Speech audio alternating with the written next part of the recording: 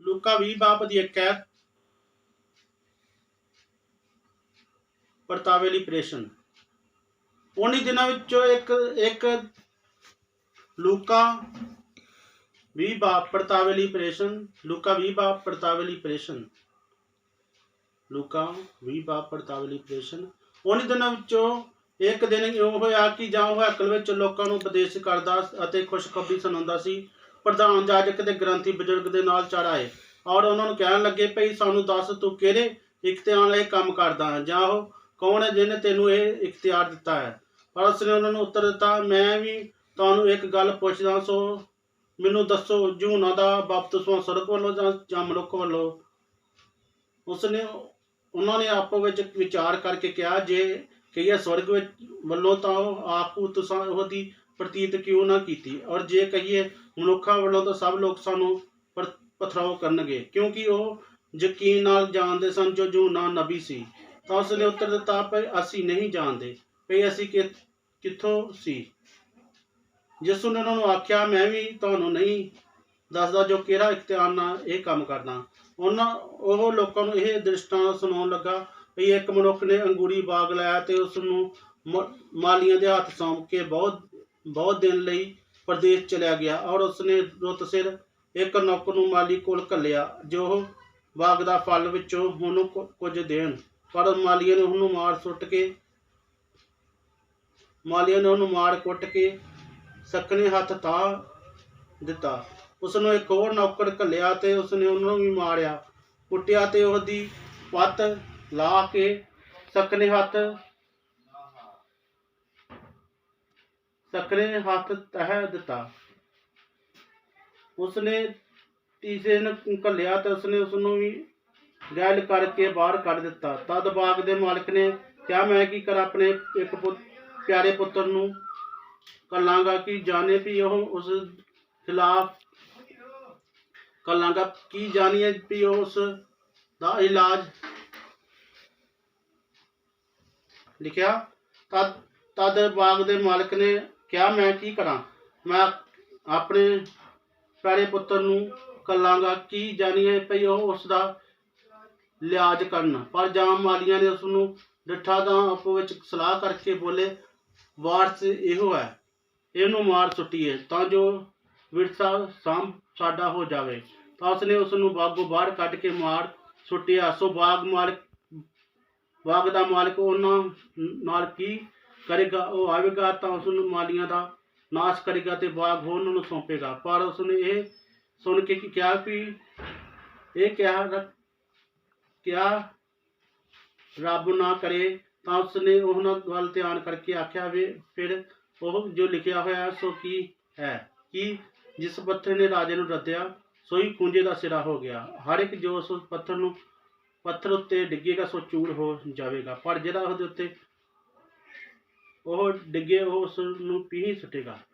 ਗ੍ਰੰਥੀ ਅਤੇ ਪ੍ਰਧਾਨ ਜਾਜਕਾਂ ਦੀ ਟੋਹ ਵਿੱਚ ਸਨ ਜੋ ਘੜੀ ਉਸ ਉੱਤੇ ਹੱਥ ਪਾਉਣ, ਪਰ ਲੋਕਾਂ ਤੋਂ ਡਰਦੇ ਸਨ, ਕਿਉਂ ਜੋ ਉਹਨਾਂ ਜਾਣ ਲਿਆ ਭਈ ਉਹਨੇ ਸਾਡੇ ਉੱਤੇ ਇਹ ਦ੍ਰਿਸ਼ਟਾਂਤ ਕਹੀ ਹੈ, ਅਤੇ ਉਸ ਦੀ ਤਾਕ ਵਿੱਚ ਲੱਗੇ ਰਹੇ ਤੇ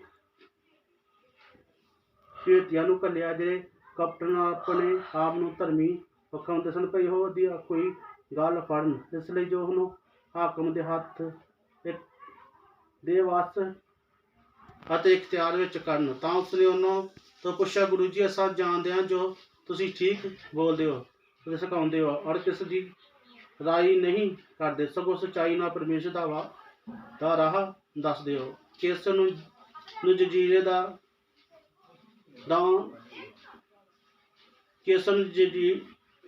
ਦੇ ਦੇਣਾ ਸੰਯੋਗ ਹੈ ਕਿ ਨਹੀਂ? ਪਰ ਉਸਨੇ ਉਹਨਾਂ ਨੂੰ ਦੀ ਖੱਚਰ ਵਿਦਿਆ ਨਾਲ ਜਾਣ ਕੇ ਉਸ ਨੂੰ ਆਖਿਆ, ਮੈਨੂੰ ਇੱਕ ਅਠਾਨੀ ਵਿਖਾਓ, ਇਸ ਉੱਤੇ ਕਿਹੜੀ ਦੀ ਮੂਰਤ ਹੈ ਅਤੇ ਲਿਖਤਾ? ਉਸਨੇ ਆਖਿਆ, ਕੇਸਰ ਦੀ। ਤਦ ਉਸਨੇ ਉਹਨੂੰ ਕਿਹਾ ਕਿ ਫਿਰ ਜਿਹੜੀਆਂ ਚੀਜ਼ਾਂ ਕੇਸਰ ਦੀਆਂ ਨੇ ਉਹ ਕੇਸਰ ਨੂੰ, ਅਤੇ ਜਿਹੜੀਆਂ ਪਰਮੇਸ਼ਰ ਦੀਆਂ ਨੇ ਉਹ ਪਰਮੇਸ਼ਰ ਨੂੰ ਦਿਓ।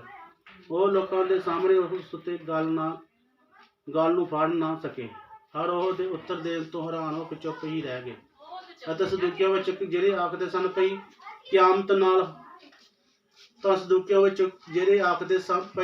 ਕਿਆਮਤ ਨਹੀਂ ਹੋਣੀ, ਕਿੰਨੇ ਕੋ ਉਹਨਾਂ ਦੇ ਕੋਲ ਆਏ ਅਤੇ ਉਸ ਨੂੰ ਪੁੱਛਿਆ, ਗੁਰੂ ਜੀ, ਮੂਸਾ ਨੇ ਸਾਡੇ ਲਈ ਲਿਖਿਆ ਹੈ ਭਈ ਜੇ ਕਿਸੇ ਦਾ ਭਰਾ ਤੀਵੀਂ ਕਰਕੇ ਔਰਤ ਮਰ ਜਾਵੇ ਤਾਂ ਉਸ ਦਾ ਭਰਾ ਉਸ ਤੀਵੀਂ ਨੂੰ ਕਰ ਲਵੇ ਤਾਂ ਆਪਣੇ ਭਰਾ ਲਈ ਵੰਸ਼ ਉਤਪੰਨ ਕਰੇ। ਸੋ 7 ਭਰਾ ਸਨ ਤੇ ਜਿਹੜੇ ਪਹਿਲਾ ਤੀਵੀਂ ਕਰਕੇ ਅਤੇ ਮਰ ਗਿਆ, ਔਰ ਦੂਜੇ ਨੂੰ ਅਤੇ ਤੀਜਾ ਉਹਨੂੰ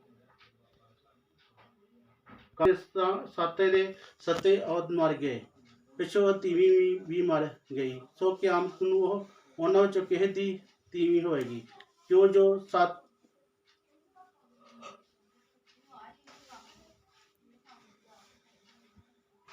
ਕਿਆਮਤ ਨੂੰ ਉਹਨਾਂ ਵਿੱਚੋਂ ਕਿਸੇ ਦੀ ਤੀਵੀਂ ਹੋਏਗੀ, ਕਿਉਂ ਜੋ 7 ਨੇ ਉਹਨੂੰ ਤੀਵੀਂ ਕਰਕੇ ਵਸਾਇਆ ਸੀ। ਤਦ ਯਿਸੂ ਨੇ ਉਹਨਾਂ ਨੂੰ ਆਖਿਆ, ਇਸ ਯੁੱਗ ਦੇ ਪੁੱਤਰ ਵਿਆਹ ਕਰਦੇ ਅਤੇ ਵਿਆਹੇ ਜਾਂਦੇ ਹਨ, ਪਰ ਉਹ ਜਿਹੜੇ ਉਸ ਯੁੱਗ ਦੇ ਮੁਰਦਿਆਂ ਵਿੱਚ ਜੀ ਉੱਠਣ ਵੇਖੇ ਸਾਂਝੀ ਹੋਣ ਦੇ ਲਾਇਕ ਗਿਣੇ ਜਾਂਦੇ ਹਨ, ਉਹ ਨਾ ਵਿਆਹ ਕਰਦੇ ਹਨ ਨਾ ਵਿਆਹੇ ਜਾਂਦੇ ਹਨ, ਕਿਉਂ ਜੋ ਉਹ ਫਿਰ ਮਰ ਵੀ ਨਹੀਂ ਸਕਦੇ। ਇਸ ਲਈ ਜੋ ਦੂਤਾਂ ਦੇ ਤੁਲ ਹਨ ਅਤੇ ਕਿਆਮਤ ਦੇ ਪੁੱਤਰ ਹੋ ਕੇ ਜੋ ਪਰਮੇਸ਼ਰ ਦੇ ਪੁੱਤਰ ਹਨ, ਕਿਉਂ ਜੋ ਉਹ ਫਿਰ ਮਰ ਵੀ ਨਹੀਂ ਸਕਦੇ। ਇਸ ਲਈ ਜੋ ਦੂਤਾਂ ਦੇ ਤੁਲ ਹਨ ਅਤੇ ਕਿਆਮਤ ਦੇ ਪੁੱਤਰ ਹੋ ਕੇ ਪਰਮੇਸ਼ਰ ਦੇ ਪੁੱਤਰ ਹਨ। ਪਰ ਜਿਹੜਾ ਇਹ ਗੱਲ ਕੀ ਮੁਰਦੇ ਜਵਾਲੇ ਜਾਂਦੇ ਹਨ, ਮੂਸਾ ਨੇ ਵੀ ਝਾੜੀ ਦੀ ਕਥਾ ਵਿੱਚ ਪ੍ਰਗਟ ਕੀਤਾ, ਜਦ ਉਹ ਪ੍ਰਭੂ ਨੂੰ ਅਬਰਾਹਮ ਦੇ ਪਰਮੇਸ਼ਰ ਤੇ ਇਸਾਕ ਦਾ ਪਰਮੇਸ਼ਰ ਤੇ ਯਾਕੂਬ ਦਾ ਪਰਮੇਸ਼ਰ ਆਖਦਾ ਹੈ, ਪਰ ਉਹ ਮੁਰਦਿਆਂ ਦਾ ਪਰਮੇਸ਼ਰ ਨਹੀਂ, ਸਗੋਂ ਜਿਉਂਦਿਆਂ ਦਾ, ਕਿਉਂ ਜੋ ਉਹਦੇ ਲਿਖੇ ਸਭੇ ਜਿਉਂਦੇ ਹਨ। ਤਾਂ ਗ੍ਰੰਥੀਆਂ ਵਿੱਚ ਕਈਆਂ ਨੇ ਅੱਗੇ ਆਖਿਆ, ਗੁਰੂ ਜੀ ਤੂੰ ਭਲਾ ਕਿਹਾ ਤਾਂ ਉਸਨੇ ਫਿਰ ਕੁਝ ਪ੍ਰੇਸ਼ਨ ਕਰਨ ਦਾ ਨਿਸ਼ਚੈ ਨਾ ਪਿਆ। ਇਹਦੇ ਵੀ ਤਦ ਗ੍ਰੰਥੀਆਂ ਵਿੱਚ ਕਈਆਂ ਨੇ ਆਖਿਆ, ਗੁਰੂ ਜੀ ਤੂੰ ਭਲਾ ਕਿਹਾ ਤਾਂ ਉਹਨਾਂ ਫਿਰ ਕੁਝ ਪ੍ਰੇਸ਼ਨ ਕਰਨ ਦਾ ਹੋਣਾ ਪਿਆ। ਮੁਰਦਿਆਂ ਦਾ ਪਰਮੇਸ਼ਰ ਜਿਉਂਦਿਆਂ ਦਾ ਪਰਮੇਸ਼ਰ ਆ। ਕਿਆਮਤ ਨੂੰ ਕਹਿੰਦਾ ਨਾ ਵਿਆਹ ਕਰਦੇ ਨਾ ਵਿਆਹੇ ਜਾਂਦੇ ਹਨ, ਉਹ ਫਿਰਿਸ਼ਤਿਆਂ ਦੇ ਵਾਂਗੂ ਹਨ। ਉਹਨਾਂ ਦਾ ਨਿਆਂ ਹੋਊਗਾ, ਜਿਹੜੇ ਸਹੀ ਕੰਮ ਕਰਨਗੇ, ਤੋਬਾ ਕਰਕੇ ਵਾਪਸ ਵੀ ਲੈਣਗੇ, ਉਹਦੇ ਨਾਮ ਵਿੱਚ ਚੱਲਣਗੇ, ਪਰਮੇਸ਼ਰ ਨੂੰ ਆਸ਼ੀਸ਼ ਤੇ ਬਰਕਤ ਦੇਵੇਗਾ। ਮੇਰੇ ਨਾਮ ਵਿੱਚ ਚੱਲਣਗੇ, ਮੇਰੇ ਨਾਮ ਵਿੱਚ ਜਿਹੜੇ ਤੋਬਾ ਕਰਕੇ ਵਾਪਸ ਵੀ ਲੈਣਗੇ। ਜਿਹੜਾ ਵਿਆਹ ਕਹਿੰਦਾ ਕਰਾਉਂਦੇ ਇੱਥੇ ਹੀ ਆ, ਉੱਥੇ ਜਿਹੜਾ ਕੋਈ ਭਰਾ ਨਹੀਂ, ਕੋਈ ਕੁਛ ਨਹੀਂ, ਆਪਣਾ ਆਪਣਾ ਲੇਖਾ ਦੇਣਾ ਆਪਣਾ। ਜਾਂ ਧਨੀ ਕਹਿੰਦਾ ਮੇਰੇ ਭਰਾਵਾਂ ਨੂੰ ਜਾ ਕੇ ਦੱਸੋ, ਧਨੀ ਜਿਸ ਤਰ੍ਹਾਂ ਉਹਨੂੰ ਆਪਣਾ ਲੇਖਾ ਦੇਣਾ ਪਿਆ, ਇੱਦਾਂ ਸਾਰਿਆਂ ਨੂੰ ਆਪਣਾ ਆਪਣਾ ਲੇਖਾ ਦੇਣਾ ਆਪਣਾ। ਹਾਲੇਲੂਇਆ। ਕੰਗਾਲ ਵਿਧਵਾ ਦਾ ਦਾਨ।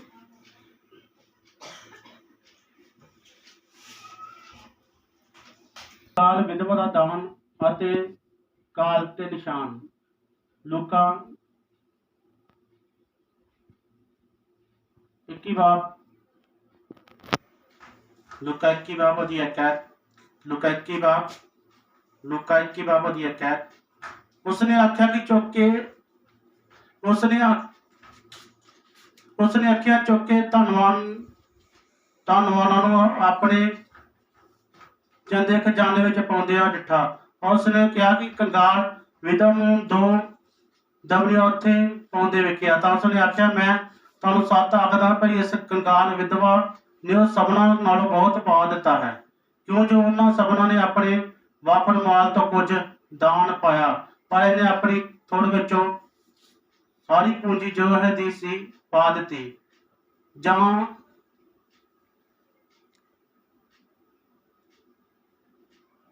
ਜਾਂ ਵਜੇ ਲੋਕ ਹੈਕਲ ਦੇ ਵਿਖੇ ਗੱਲਾਂ ਕਰਦੇ ਸਨ, ਜਾਂ ਉਹ ਸੋਹਣੇ ਪੱਥਰ ਤੇ ਚੜਾਵਿਆਂ ਨਾਲ ਕਿਹੋ ਜਿਹਾ ਸਵਾਰੀ ਹੋਈ ਹੈ। ਤਾਂ ਉਸਨੇ ਆਖਿਆ, ਭਈ ਇਹ ਚੀਜ਼ ਜਿਹੜੀਆਂ ਤੁਸੀਂ ਵੇਖਦੇ ਹੋ, ਉਹ ਦਿਨ ਆਉਣਗੇ ਜਿਸ ਵਿੱਚ ਇਹ ਪੱਥਰ ਉੱਤੇ ਪੱਥਰ ਨਾ ਛੱਡਿਆ ਜਾਵੇਗਾ, ਜਿਹੜੀ ਡੇਗੀਆਂ ਨਾ ਜਾਵੇ। ਅੱਗੋਂ ਉਹਨਾਂ ਉਸ ਤੋਂ ਪੁੱਛਿਆ, ਫਿਰ ਗੁਰੂ ਜੀ ਇਹ ਗੱਲਾਂ ਕਦ ਹੋਣਗੀਆਂ? ਤਾਂ ਉਸ ਸਮੇਂ ਦਾ ਕੀ ਲੱਛਣ ਹੈ, ਜਾਂ ਇਹ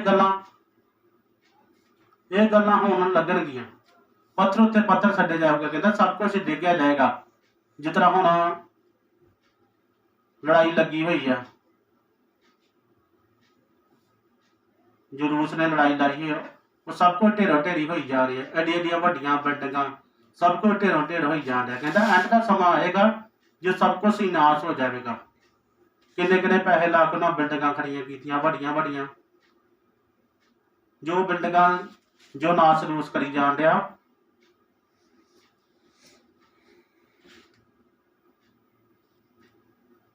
ਅਤੇ ਉਹਨੇ ਆਖਿਆ ਕਿ ਚੌਕਸ ਰਹੋ ਭਾਈ, ਤੁਸੀਂ ਕਿਤੇ ਪਲਾਨ ਵਿੱਚ ਨਾ ਪਾਓ ਕਿ ਉਹਨੂੰ ਮੇਰਾ ਨਾਮ ਧਾਰ ਕੇ ਬਥੇਰੇ ਕਹਿੰਦੇ ਆਉਣਗੇ ਜੋ ਮੈਂ ਹਾਂ, ਅਤੇ ਉਸ ਉਹ ਫਿਰ ਵੇਲੇ ਨੇਰਾ ਹੈ, ਉਹ ਵੇਲਾ ਨੇੜੇ ਹੈ, ਉਹਨਾਂ ਦੇ ਮਗਰ ਨਾ ਲੱਗਣਾ। ਪਰ ਜਾਂ ਤੁਸੀਂ ਲੜਾਈਆਂ ਅਤੇ ਹੱਲੇ ਗੁੱਲੇ ਦੀਆਂ ਖਬਰਾਂ ਸੁਣੋ ਤਾਂ ਘਬਰਾ ਨਾ ਜਾਣਾ, ਕਿਉਂ ਜੋ ਇਹ ਗੱਲਾਂ ਤਾਂ ਪਹਿਲਾਂ ਹੋਣੀਆਂ ਨੇ, ਪਰ ਅੰਤ ਐਵੇਂ ਨਹੀਂ। ਕਹਿੰਦਾ ਹੱਲੇ ਗੁੱਲੇ ਦੀਆਂ ਜਿਹੜੀਆਂ ਲੜਾਈਆਂ ਸੁਣੋਗੇ ਤਾਂ ਤੁਸੀਂ ਘਬਰਾ ਨਾ ਜਾਣਾ, ਇਹ ਅੰਤ ਦਾ ਸਮਾਂ ਨਹੀਂ ਹੈ। ਤਦ ਉਸਨੇ ਉਹਨਾਂ ਨੂੰ ਕਿਹਾ, ਕੌਮ ਉੱਤੇ ਤੇ ਪਾਤਸ਼ਾਹੀ ਉੱਤੇ ਚੜਾਈ ਕਰੇਗੀ, ਅਤੇ ਵੱਡੇ ਭੁਚਾਲ ਤੇ ਔਰ ਥਾਂ ਥਾਂ ਕਾਲ ਅਤੇ ਮਾਰੀਆਂ ਪੈਣਗੀਆਂ, ਅਤੇ ਭਿਆਨਕ ਚੀਜ਼ਾਂ ਔਰ ਵੱਡੀਆਂ ਨਿਸ਼ਾਨੀਆਂ ਆਕਾਸ਼ੋਂ ਪ੍ਰਗਟ ਹੋਣਗੀਆਂ। ਪਰ ਇਹਨਾਂ ਸਾਰੀਆਂ ਗੱਲਾਂ ਤੋਂ ਪਹਿਲਾਂ ਲੋਕ ਤੁਹਾਡੇ ਉੱਤੇ ਹੱਥ ਪਾਉਣਗੇ ਅਤੇ ਤੁਹਾਨੂੰ ਸਤਾਉਣਗੇ, ਔਰ ਸਮਾਜਾਂ ਅਤੇ ਕੈਦਖਾਨਿਆਂ ਵਿੱਚ ਫੜਾ ਦੇਣਗੇ, ਅਤੇ ਮੇਰੇ ਨਾਮ ਦੇ ਕਾਰਨ ਰਾਜੇ ਤੇ ਹਾਕਮਾਂ ਦੇ ਸਾਹਮਣੇ ਲੈ ਜਾਣਗੇ। ਇਹ ਤੁਹਾਡੇ ਉੱਤੇ ਗਵਾਹੀ ਦੇ ਲਈ ਬੀਤੇਗਾ। ਇਸ ਲਈ ਆਪਣਾ ਮਨ ਵਿੱਚ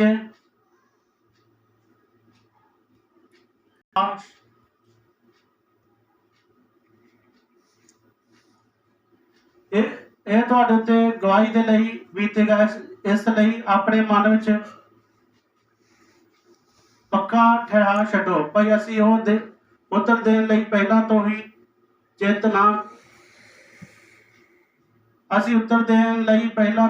ਚੇਤਨ ਹਾਂ ਕਰਾਂਗੇ, ਕਿਉਂ ਜੋ ਮੈਂ ਤੁਹਾਨੂੰ ਇਹੋ ਜਿਹਾ ਮੂੰਹ ਅਤੇ ਬੁੱਧ ਦਿਆਂਗਾ ਜਿਹਦੇ ਤੁਹਾਡੇ ਸਾਰੇ ਵਿਰੋਧੀ ਸਾਹਮਣੇ ਖੰਡਨ ਨਾ ਕਰ ਸਕਣ, ਅਤੇ ਮੈਂ ਪਿਓ ਔਰ ਭਾਈ ਨੂੰ ਔਰ ਸਾਕਾ ਔਰ ਮਿੱਤਰਾਂ ਨੂੰ ਤੁਹਾਨੂੰ ਫੜਾਉਣਗੇ, ਅਤੇ ਤੁਹਾਡੇ ਵਿੱਚੋਂ ਕਿੰਨੀਆਂ ਨੂੰ ਮਰਵਾ ਦੇਣਗੇ, ਅਤੇ ਮੇਰੇ ਨਾਮ ਕਰਕੇ ਸਭ ਲੋਕ ਤੁਹਾਡੇ ਨਾਲ ਵਿਆਹ ਰੱਖਣਗੇ, ਪਰ ਤੁਹਾਡਾ ਸਿਰ ਦਾ ਇੱਕ ਵਾਲ ਵੀ ਵਿੰਗਾ ਨਾ ਹੋਵੇਗਾ।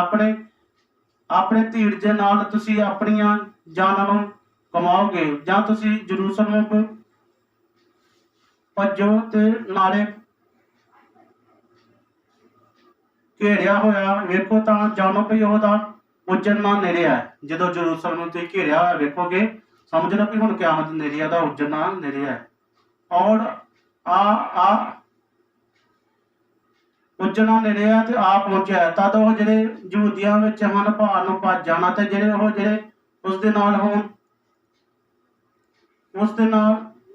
ਉਸਦੇ ਵਿੱਚੋਂ ਸੋ ਨਿਕਲ ਜਾਣ, ਤੇ ਜਿਹੜੇ ਖੇਤਾਂ ਵਿੱਚ ਦੇ ਅੰਦਰ ਨਾ ਵੜਨ, ਕਿਉਂ ਜੋ ਇਹ ਵੱਡਾ ਲੈਣ ਦੇ ਦਿਨ ਹਨ। ਇਸ ਲਈ ਜੋ ਸਭ ਲਿਖਿਆ ਹੋਇਆ ਭਾਈ ਪੂਰੀਆਂ ਹੋਣ। ਅਫਸੋਸ ਉਹਨਾਂ ਤੇ ਜਿਹੜੀਆਂ ਉਸ ਦਿਨ ਵਿੱਚ ਗਰਭਵਤੀ ਅਤੇ ਦੁੱਧ ਚੁੰਘਾਉਣ ਵਾਲੀਆਂ ਹੋਣ, ਕਿਉਂ ਜੋ ਧਰਤੀ ਉੱਤੇ ਵੱਡੀ ਤੰਗੀ ਤੇ ਇਸ ਪ੍ਰਜਾ ਉੱਤੇ ਕ੍ਰੋਧ ਹੋਵੇਗਾ। ਉਹ ਤਲਵਾਰ ਦੀ ਤਾਰ ਨਾਲ ਮਾਰੇ ਜਾਣਗੇ, ਅਤੇ ਬੰਦੂਏ ਹੋ ਕੇ ਸਭ ਕੌਮਾਂ ਵਿੱਚ ਪਹੁੰਚਾਏ ਜਾਣਗੇ, ਤੇ ਜਰੂਸਲਮ ਪਰਾਈਆਂ ਕੌਮਾਂ ਤੋਂ ਲਤਾੜਿਆ ਜਾਵੇਗਾ, ਜਦ ਤੱਕ ਉਹ ਪਰਾਈਆਂ ਕੌਮਾਂ ਦੇ ਸਮੇਂ ਪੂਰਾ ਨਾ ਹੋਵੇ। ਸੂਰਜ ਅਤੇ ਚੰਦ ਅਤੇ ਤਾਰਿਆਂ ਵਿੱਚ ਨਿਸ਼ਾਨੀਆਂ ਹੋਣਗੀਆਂ, ਤੇ ਧਰਤੀ ਉੱਤੇ ਸਮੁੰਦਰ ਔਰ ਉਹਦੀਆਂ ਲਹਿਰਾਂ ਦੇ ਗਰਜਨ ਦੇ ਕਾਰਨ ਕੌਮਾਂ ਨੂੰ ਕਸ਼ਟ ਅਤੇ ਘਬਰਾਹਟ ਹੋਵੇਗੀ, ਔਰ ਡਰ ਦੇ ਮਾਰੇ ਅਤੇ ਉਹਨਾਂ ਗੱਲਾਂ ਦੇ ਉਡੀਕ ਤੋਂ ਜੋ ਦੁਨੀਆ ਤੇ ਆਉਣ ਵਾਲੀਆਂ ਹਨ। ਲੋਕਾਂ ਦੇ ਜੀਵ ਡੁੱਬ ਜਾਣਗੇ, ਕਿਉਂ ਜੋ ਆਕਾਸ਼ ਦੀਆਂ ਸ਼ਕਤੀਆਂ ਹਿਲਾਈਆਂ ਜਾਣਗੀਆਂ। ਤਦ ਮਨੁੱਖ ਦੇ ਪੁੱਤਰ ਨੂੰ ਸਮਰੱਥਾ ਅਤੇ ਵੱਡੇ ਤੇਜ ਨਾਲ ਬੱਦਲਾਂ ਉੱਤੇ ਆਉਂਦਿਆਂ ਵੇਖਣਗੇ। ਜੇ ਇਹ ਗੱਲਾਂ ਹੋਣ ਲੱਗੀਆਂ ਤਾਂ ਉਹ ਤਾਂ ਵੇਖੋ ਅਤੇ ਆਪਣੇ ਸਿਰ ਚੁੱਕੋ, ਇਸ ਲਈ ਜੋ ਤੁਹਾਡਾ ਨਿਸਤਾਰਾ ਨੇੜੇ ਆਇਆ ਹੈ।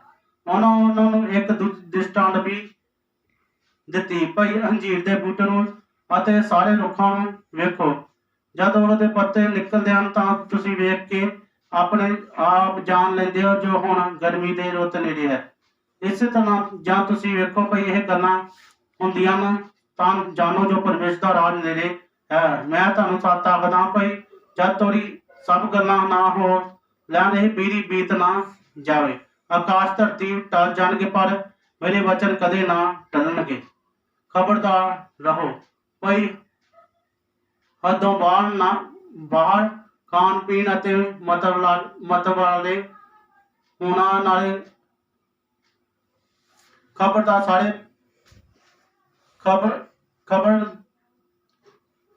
ਰਹੋ ਭਈ ਹੱਦੋਂ ਬਾਹਰ ਖਾਣਾ ਪੀਣਾ ਤੇ ਮਤਲਬ ਵਾਲੇ ਹੋਣਾ ਤੇ ਸੰਸਾਰ ਦੀਆਂ ਚਿੰਤਾ ਦੇ ਕਾਰਨ ਤੁਹਾਨੂੰ ਮਨ ਕਿਤੇ ਭਾਰੀ ਨਾ ਹੋ ਜਾਣ ਅਤੇ ਉਹਨੇ ਦਿਨੀ ਭਾਈ ਵਾਂਗ ਤੁਹਾਡੇ ਉੱਤੇ ਅਚਾਨਕ ਆ ਪਏਗਾ ਕਿਉਂ ਜੋ ਸਾਰੀਆਂ ਧਰਤੀ ਦੇ ਸਭਨਾ ਰਹਿਣ ਵਾਲਿਆਂ ਉੱਤੇ ਆਵੇਗਾ। ਪਰ ਬੇਨਤੀ ਕਰਦਿਆਂ ਹਰ ਵੇਲੇ ਜਾਗਦੇ ਰਹੋ ਭਾਈ ਤੁਸੀਂ ਉਹਨਾਂ ਸਭਨਾ ਗੱਲਾਂ ਤੋਂ ਜਿਹੜੀਆਂ ਹੋਣ ਵਾਲੀਆਂ ਹਨ ਬਚ ਸਕੋ ਅਤੇ ਮਨੁੱਖਾਂ ਦੇ ਪੁੱਤਰ ਦੇ ਸਾਹਮਣੇ ਖੜੇ ਹੋ ਸਕੋ। ਉਹ ਦਿਨ ਹੈਕਲ ਵਿੱਚ ਉਪਦੇਸ਼ ਕਰਦਾ ਤੇ ਰਾਤ ਨੂੰ ਬਾਹਰ ਜਾ ਕੇ ਉਹ ਪਹਾੜ ਉੱਤੇ ਜਿਹੜਾ ਜੈਤੂਨ ਦਾ ਘਾਉਂਦਾ ਹੈ ਟਿਕਦਾ ਹੁੰਦਾ ਸੀ ਅਤੇ ਸਭ ਲੋਕ ਉਹਦੀ ਸੁਣਨ ਲਈ ਹੈਕਲ ਵਿੱਚ ਤੜਕੇ ਉਹਦੇ ਕੋਲ ਆਉਂਦੇ ਸਨ। ਪ੍ਰਭੂ ਯਿਸੂ ਮਸੀਹ ਦੇ ਪਰੇ ਚਲੇ ਨਾਮ ਉੱਤੇ ਆਮੀਨ। ਇਸ ਕਰਕੇ ਪਰਮੇਸ਼ਰ ਕਹਿੰਦਾ ਮੇਰੇ ਨਾਮ 'ਚ ਲੱਗੇ ਰਹੋ, ਮੇਰੀ ਸੇਵਾ ਕਰਦੇ ਰਹੋ, ਆਪ ਬਚੋ, ਆਪਣੇ ਪਰਿਵਾਰ ਨੂੰ ਬਚਾਓ, तो बाहर के बाप से मिलाओ। रब यीशु मसीह के परे के नाम पे आमीन। हालेलुया।